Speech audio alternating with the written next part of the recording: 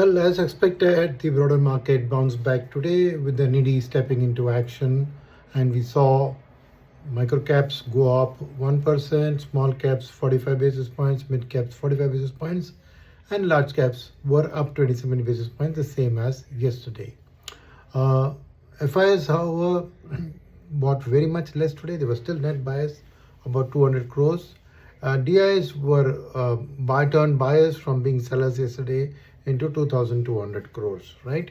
Internationally, though there was not so great news in terms of geopolitics with Iran now stepping into some attacks, the key element is that the Brent crude has not reacted much. It's reacting $1 this way, that way, between 87 to 89.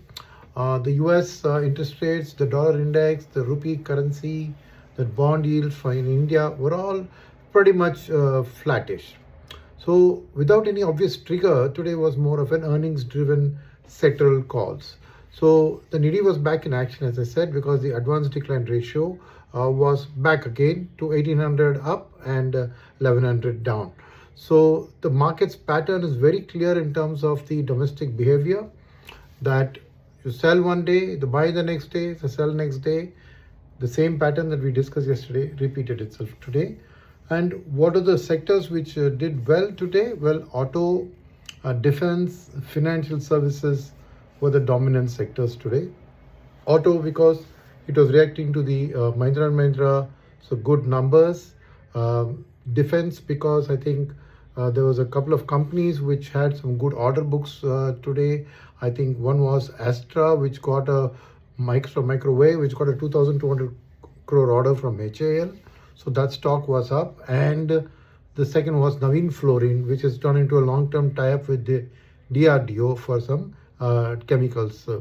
So this led to an overall positive framework on the defense sector. Auto I explained was from M&M. The other thing, of course, is that what didn't do well today, well, IT saw some profit booking after quite a few days of value-based buying coming up, which was also correlated with the tech-related sell-off happening in Nasdaq and Asia. Today, that started recovering. The tech started buying. The buyback happened in tech. So there was profit booking in the IT sector with all the big top IT companies today giving up the gains of the last few days.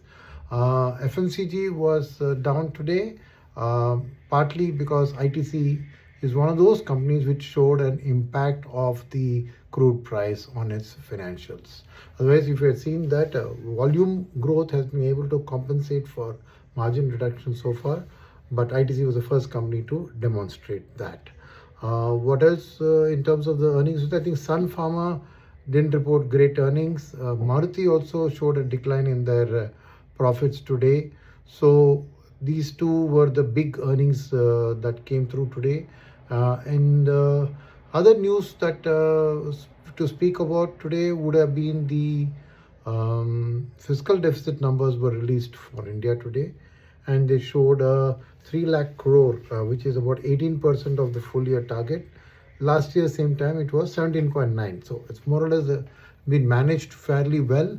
But on a month-on-month basis, May over April, or June over May, it showed up doubling because of the oil price, basically. So crude oil import will surge to $50 billion, 60% up YOY, right, due to the conflict.